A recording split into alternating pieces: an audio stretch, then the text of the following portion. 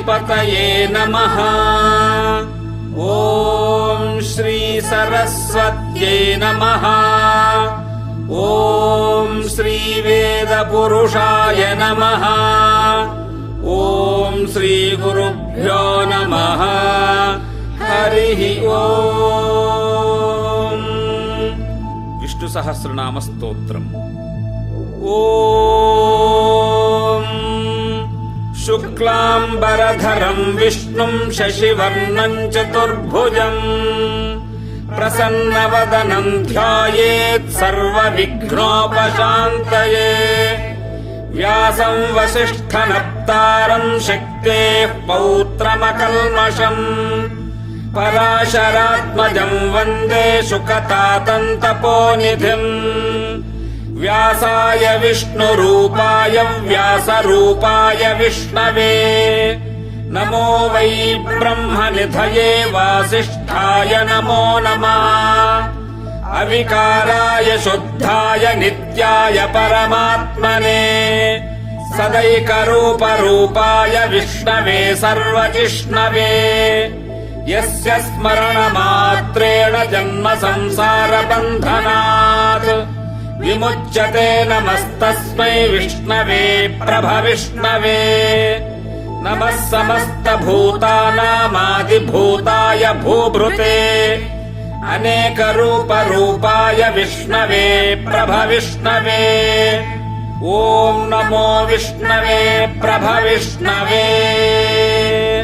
वैशम्पायन उवाच श्रुत्वा धर्मानशेषेण पावनानि च सर्वशः युधिष्ठिरः शान्तनवम् पुनरेवाभ्यभाषत। युधिष्ठिर उवाच किमेकम् दैवतं लोके किं वाप्येकम् परायणम् स्तुवन्तः कङ्कमज्जन्तः प्राप्नुयुर्मानवाः शुभम्। को धर्मः सर्वधर्माणां भवतः परमो मतः किञ्जपन्मुच्यते जन्तुर्जन्म संसारबन्धनात्। भीष्म उवाच जगत्प्रभुं देवदेवमनन्तं पुरुषोत्तमम् स्तुवन्नाम सहस्रेण पुरुषः सततोत्थितः। तमेव चार्चयन् नित्यं भक्त्या पुरुषमव्ययम् ध्यायन् स्तुवन्नमस्यंश्च यजमानस्तमेव च। अनादिनिधनं विष्णुं सर्वलोकमहेश्वरम् लोकाध्यक्षं स्तुवन् नित्यं सर्वदुःखादिको भवेत्। ब्रह्मण्यं सर्वधर्मज्ञं लोकानां कीर्तिवर्धनम् लोकनाथं महद्भूतं सर्वभूतभवोद्भवम्। एष मे सर्वधर्माणां धर्मोऽधिकतमो मतः यद्भक्त्या पुण्डरीकाक्षं स्तवैरज्ये नरः सदा। परमय्यो महत्तेजः परमय्यो महत्तपः परमय्यो महद्ब्रह्म परमय्यः परायणम्। पवित्राणां पवित्रय्यो मङ्गलानां च मङ्गलम् दैवतं देवतानां च भूतानां यो व्ययः पिता। यतः सर्वाणि भूतानि भवन्त्यादियुगागमे यस्मिंश्च प्रलयं यान्ति पुनरेव युगक्षये। तस्य लोकप्रधानस्य जगन्नाथस्य भूपते विष्णोर्नाम सहस्रं मे शृणु पापभयापहम्। यानि नामानि गौणानि विख्यातानि महात्मनः ऋषिभिः परिगीतानि तानि वक्ष्यामि भूतये। ऋषिर्नाम्नां सहस्रस्य वेदव्यासो महामुनिः छन्दोनुष्टुप् तथा देवो भगवान् देवकीसुतः। अमृतांशूद्भवो बीजं शक्तिर्देवकीनन्दनः त्रिसामा हृदयं तस्य शान्त्यर्थे विनियुज्यते। विष्णुं जिष्णुं महाविष्णुं प्रभविष्णुं महेश्वरम् अनेकरूपदैत्यान्तं नमामि पुरुषोत्तमम्। अस्य श्रीविष्णोर्दिव्यसहस्रनामस्तोत्रमहामन्त्रस्य श्रीवेदव्यासो भगवान् ऋषिः अनुष्टुप् छन्दः श्रीमहाविष्णुः परमात्मा श्रीमन्नारायणो देवता अमृतांशोद्भवो भानुरिति बीजम् देवके नन्दनस्रष्टेति शक्तिः उद्भवः शोभनो देव इति परमो मन्त्रः शङ्खभृन्नन्दकी चक्रीति कीलकम् शार्ङ्गधन्वा गदाधर इत्यस्त्रम् रथाङ्गपाणिरक्षोभ्य इति नेत्रम् त्रिसामा सामगः सामेति कवचम् आनन्दम् परब्रह्मेति योनिः ऋतुः सुदर्शनः काल इति दिग्बन्धः श्रीविश्वरूप इति ध्यानम् श्रीमहाविष्णुः प्रीत्यर्थे सहस्रनाम जपे विनियोगः ध्यानम् क्षीरोदन्वत्प्रदेशे शुचिमणिविलसत्सैकते मौक्तिकानाम् मालाक्लुप्तासनस्थस्फटिकमणिनिभैर्मौक्तिकै मण्डिताङ्गः शुभ्रैरभ्रैरदभ्रैरुपरि विरचितैर्मुक्तपेयूषः वर्षैः आनन्दीनः पुनीयादरिललिनगदा शङ्खपाणिर्मुकुन्दः भूः पादौ यस्य नाभिर्यदसुरनिलश्चन्द्र सूर्यौ च नेत्रे कर्णावाशाः शिरोद्योर्मुखभविदहनो यस्य वास्तेयमब्धिः अन्तस्थं यस्य विश्वं सुरनरखगो भोगि गन्धर्वदैत्यैः चित्रम् रम्यते तन्त्रिभुवनवपुषम् विष्णुमीशम् नमामि। ॐ नमो भगवते वासुदेवाय। शान्ताकारम् भुजगशयनम् पद्मनाभम् सुरेशम् विश्वाकारम् गगनसदृशम् मेघवर्णम् शुभाङ्गम् लक्ष्मीकान्तम् कमलनयनम् योगिहृद्ध्यानगम्यम् वन्दे विष्णुम् भवभयहरम् सर्वलोकैकनाथम् मेघश्यामम् पीतकौसेयवासम् श्रीवत्साङ्कम् कौस्तुभोद्भासिताङ्गम् पुण्योपेतम् पुण्डरीकायताक्षम् विष्णुम् वन्दे सर्वलोकैकनाथम् नमः समस्तभूतानामादिभूताय भूभृते अनेकरूपरूपाय विष्णवे प्रभविष्णवे शशङ्खचक्रम् सकिरीटिकुण्डलम् सपीतवस्त्रम् सरसीरुहेक्षणम् सहारवक्षस्थलशोभिकौस्तुभम् नमामि विष्णुम् शिरसा चतुर्भुजम् छायायाम् पारिजातस्य हेमसिंहासनोपरि आसीनमम्बुदश्याममायताक्षमलङ्कृतम् चन्द्राननम् चतुर्बाहुम् श्रीवत्साङ्कितवक्षसम् रुक्मिणी सत्यभामाभ्याम् सहितम् कृष्णमाश्रये। हरिः ॐ।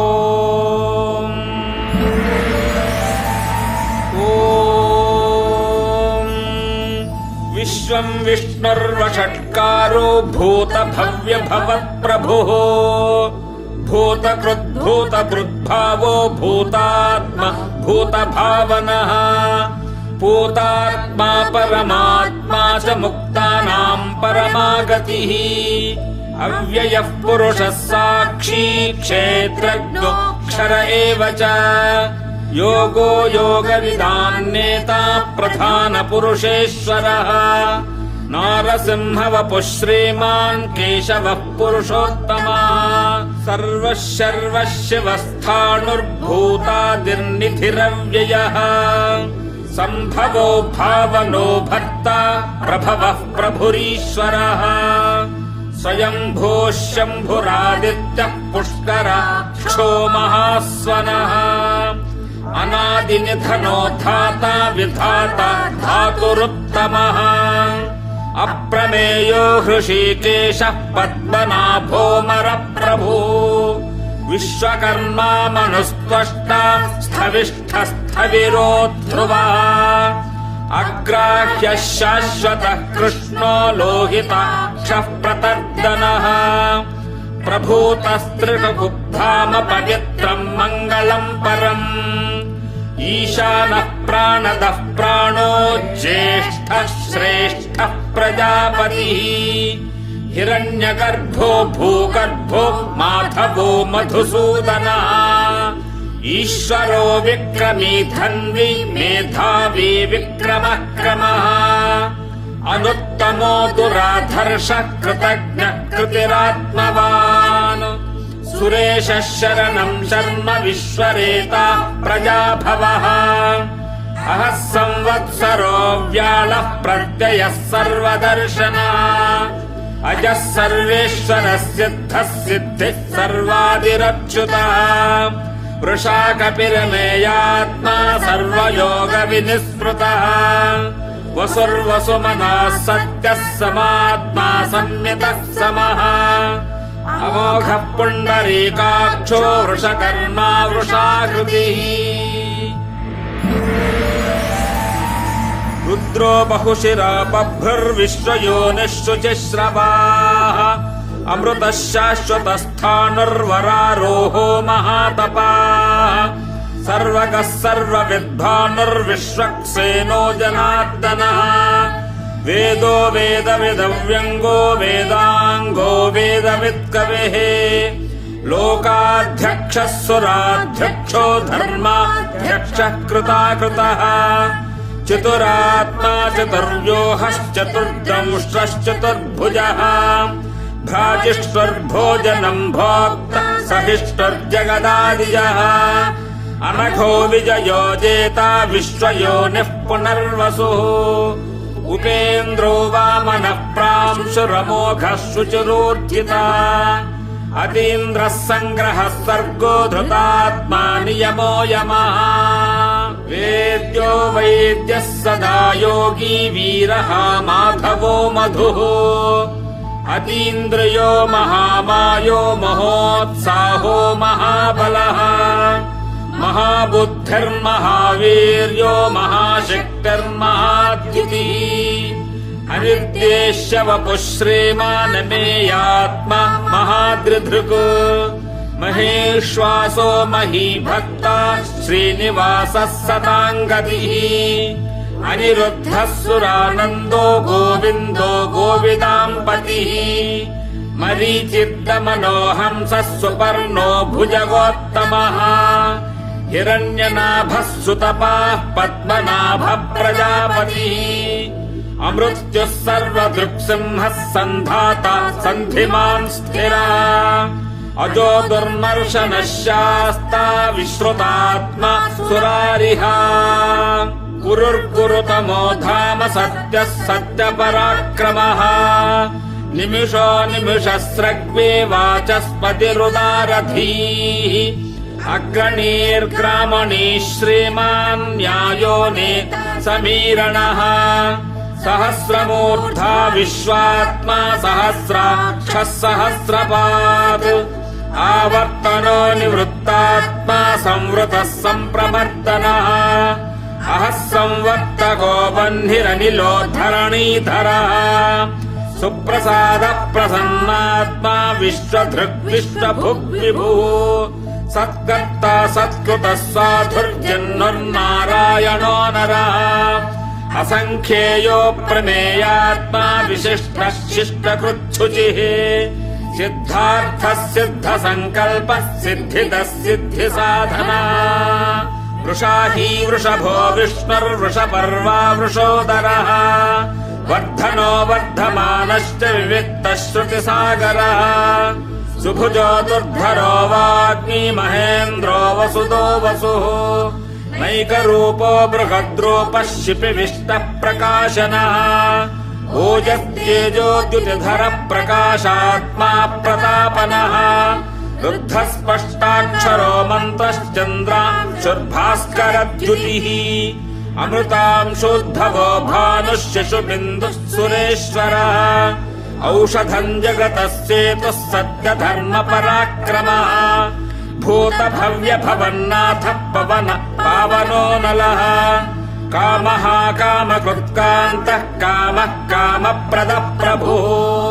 युगादिकृद्युगावर्तो नैकमायो महाशनः अदृश्यो व्यक्तरूपश्च सहस्रजिदनन्दजित् इष्टो विशिष्टः शिष्टेष्टः शिखण्डी नहुषो वृषः क्रोधः क्रोधकृत्कर्ता विश्वबाहुर्महीधरः अच्युतः प्रथितः प्राणः प्राणदो वासवानुजः अपान्निधिरधिष्ठानमप्रमत्तः प्रतिष्ठितः स्कन्दः स्कन्दधरो धुर्यो वरदो वायुवाहनः वासुदेवो बृहद्भानुरादिदेवः पुरन्दरः अशोकस्तारणस्तारः शूरः शौर्यर्जनेश्वरः अनुकूलः शतावत्तः पद्मी पद्मनिभेक्षणः पद्मनाभोरविन्दाक्षः पद्मगर्भः शरीरभृत् महर्धिरुद्धो वृद्धात्मा महाक्षो गरुडध्वजः अतुलः शरभो भीमः समयज्ञो हविर्हरिः सर्वलक्षणलक्षण्यो लक्ष्मीवान् समितिञ्जयः विक्षरो रोहितो मार्गो हेतुर्दामोदरः सः महीधरो महाभागो वेगवान् नमिताशनः उद्भवः शोभनो देवः श्रीगर्भः परमेश्वरः करणम् कारणम् कर्ता विकर्ता गहनो गुहः व्यवसायो व्यवस्थानः संस्थानस्थानदो ध्रुवः परर्थिः परमस्पष्टस्तुष्टः पुष्टः शुभेक्षणः रामो विरामो विरजो मार्गो मेयो नयो नयः वीरः शक्तिमताम् श्रेष्ठो धर्मो धर्मविदुत्तमः वैकुण्ठः पुरुषः प्राणः प्राणदः प्रणवः पृथुः हिरण्यगर्भः शत्रुघ्नो व्याप्तो वायुरथोक्षजः ऋतुः सुदर्शनः कालः परमेष्ठी परिग्रहः उग्रः संवत्सरो दक्षो विश्रामो विश्वदक्षिणः विस्तारस्थावरस्थाणुः प्रमाणम् बीजमव्ययम् अर्थोऽनर्थो महाकोशो महाभोगो महाधनः अनिर्विण्णस्थविष्ठो भूर्धर्मयूपो महामखः नक्षत्रनेमिर्नक्षत्री क्षमः श्यामः समीहनः यज्ञयुज्यो महेज्यश्च क्रतुः सत्रम् सताङ्गतिः सर्वदर्शे विमुक्तात्मा सर्वज्ञो ज्ञानमुत्तमम् सुव्रतः सुमुखः सूक्ष्मः सुघोषः सुखदः सुहृत् मनोहरो जितक्रोधो वीरबाहुर्विदारणः स्वापनः स्ववशो व्यापी नैकात्मा नैककर्मकृत् वत्सरो वत्सलो वत्से रत्नगर्भो धनेश्वरः धर्मकृद्धर्मी सदसक्षरमक्षरम् अविज्ञाता सहस्रांशुर्विधाता कृतलक्षणः गभस्तिनेमिः सत्त्वस्थः सिंहो भूतमहेश्वरः आदिदेवो महादेवो देवेशो देवभृद्गुरुः उत्तरो गोपतिर्गोप्ता ज्ञानगम्यः पुरातनः शरीरभूतभृद्भोक्ता कपीन्द्रो भूरि दक्षिणः सोमपो मृगुपः सोमः पुरुजित्पुरुषत्तमः विनयो जयः सत्यसन्धो दाशार्हः सात्वताम् पतिः जीवो विनयता साक्षे मुकुन्दो मितविक्रमः अम्भोनिधिरनन्तात्मा महोदधिशयोऽन्तकः अजो महार्घः स्वाभाव्यो जितामित्र प्रमोदनः आनन्दो नन्दः सत्यधर्मा त्रिविक्रमः महर्षिः कपिलाचार्यः कृतज्ञो मेदिनीपतिः त्रिपदस्त्रिदशाध्यक्षो महाशृङ्गः कृतान्तकृत् महावराहो गोविन्दः सुषेणः कनकाङ्गदे गुह्यो गभीरो गहनो गुप्तश्चक्रगदाधरः वेधास्वाङ्गोदितः कृष्णो दृढः सङ्कर्षणोच्युतः वरुणो वारुणो वृक्षः पुष्कराक्षो महामनाः भगवान् भगः नन्दी वनमाली फलायुधः आदित्यो ज्योतिरादित्यः सहिष्णुर्गतिसत्तमः सुधन्वा खण्डपरशुर्दारुणो द्रविणप्रदः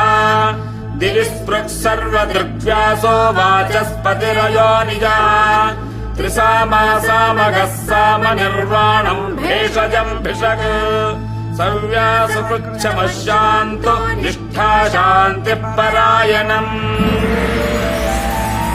शुभाङ्गः शान्तिदः स्रष्टा कुमुदः कुवलेशयः गोहितो गोपतिर्गोप्ता वृषभाक्षो वृषप्रियः अनिवर्ते निवृत्तात्मा संक्षेप्ता क्षेमकृच्छिवः श्रीवत्सवक्षा श्रीवासः श्रीपतिः श्रीमताम्बरः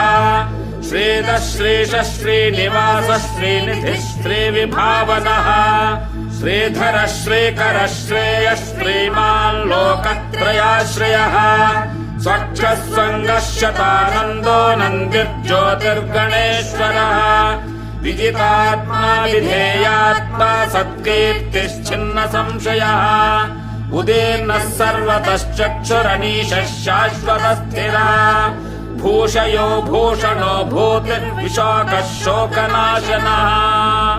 अर्चिष्मानर्चितः कुम्भो विशुद्धात्मा विशोधनः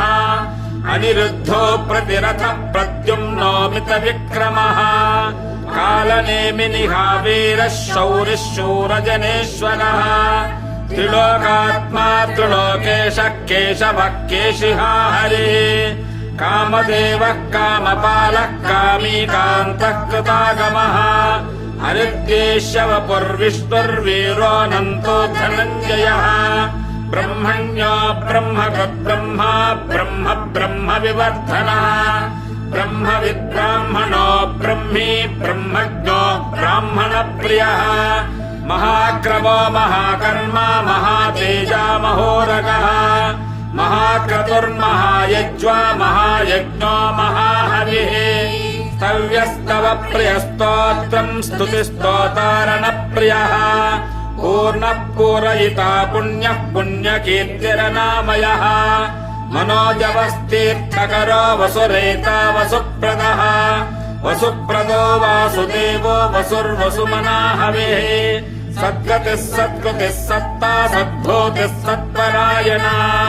शूरसेनो यदुश्रेष्ठः सन्निवासः सुयामुनः भूतावासो वासुदेवः सर्वासु निलयो नलः दर्पः दर्पदो दृप्तो दुर्धरोऽथापराजितः विश्वमूर्तिर्महामूर्तिर्दीप्तमूर्तिरमूर्तिमान्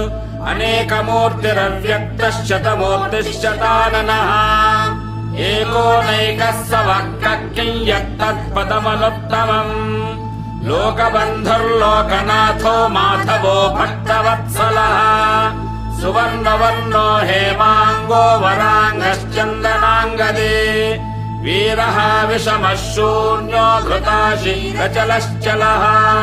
अमानीमानदो मान्यो लोकस्वामी त्रिलोकधृक्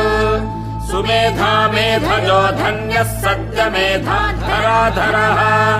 तेजो वृषोद्युतिधरः सर्वशस्त्रभृताम्बरः प्रग्रहो निग्रहो व्यग्रो नैकशृङ्गो गदाग्रजः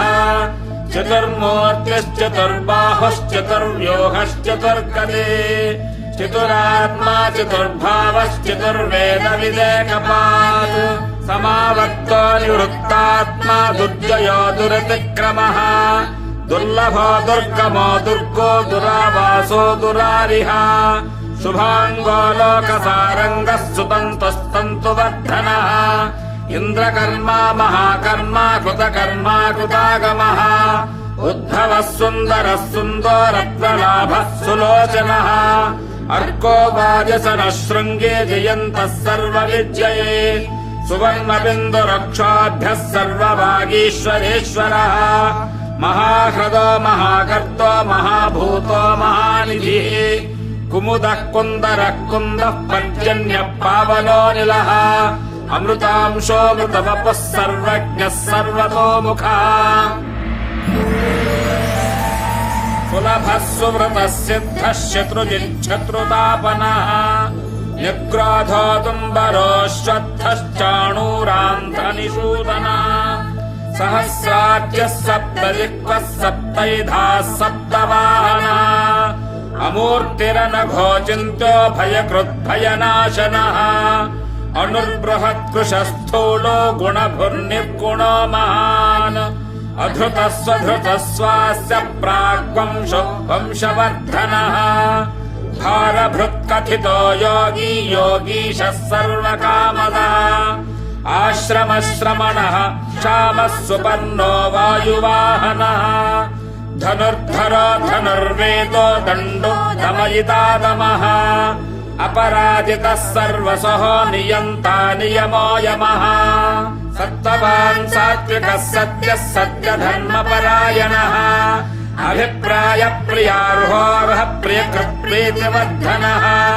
विहाय सगतिर्ज्योतिः सुरचिर्हुतभुग्विभो रविर्विलोचनः सूर्यः सविता रविलोचनः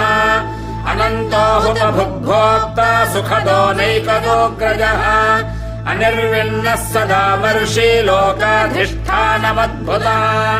सनात्सनातनतमः कपिलः कपिरव्ययः स्वस्तिदः स्वस्तिकृत् स्वस्तिः स्वस्तिभुक् स्वस्तिदक्षिणः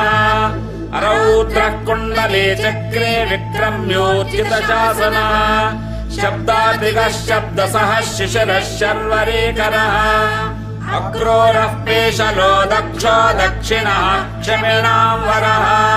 विद्वत्तमो वीतभयः पुण्यश्रवणकीर्तनः उत्तारणो दुष्कृतिः पुण्यो दुःस्वप्ननाशनः वीरः रक्षणः सन्तो जीवनः पर्यवस्थितः अनन्तरूपोऽनन्तश्रीर्जितमन्यर्भयापः चतुरस्रोगभीरात्मा विदिशो व्यादिशो दिशः अनादिर्भूर्भवो लक्ष्मीः सुवीरो रुचिराङ्गदः जननो जनजन्मादिर्भीमो भीमपराक्रमः आधारलयो धाता पुष्पहासः प्रजागरः ऊर्ध्वगः सत्पथाचार प्राणदः प्रणवप्पनः प्रमाणम् प्राणनिलयः प्राणभृत् प्राणजीवनः तत्तम् तत्त्वविदेकात्मा जन्म मृत्युजरातिगः भूर्भुवः स्वस्तरुस्तारः सविता प्रपितामहः यज्ञो यज्ञपतिर्यज्वा यज्ञाङ्गो यज्ञवाहनः यज्ञभृत्यज्ञकृत्यज्ञे यज्ञभुग्यज्ञसाधनः यज्ञान्तकृत्यज्ञगुह्यमन्नमन्नाद एव च आत्मयोनिः स्वयम् जातो वैखानः सामगायनः देवके नन्दनः स्रष्टा क्षितीशः पापनाशनः शङ्खभृन्नन्दकी चक्रे शार्ङ्गधन्वा गदाधरः रथाङ्गपाणिरक्षोभ्यः सर्वप्रहरणायुधः सर्वप्रहरणायुधवो नमयिते वनमाले गदेशार्ङ्गी शङ्खी चक्रे च नन्दके श्रीमान्नारायणो विष्णुर्वासुदेवोऽभिरक्षतु वनमाले गदेशार्ङ्गी शङ्खी चक्रे च नन्दके श्रीमान्नारायणो विष्णुर्वासुदेवोऽभिरक्षतु श्रीवासुदेवोऽभिरक्षतु नमयिते इदं कीर्तनीयस्य केशवस्य महात्मनः नाम्नां सहस्रं दिव्यानामशेषेण प्रकीर्तितम्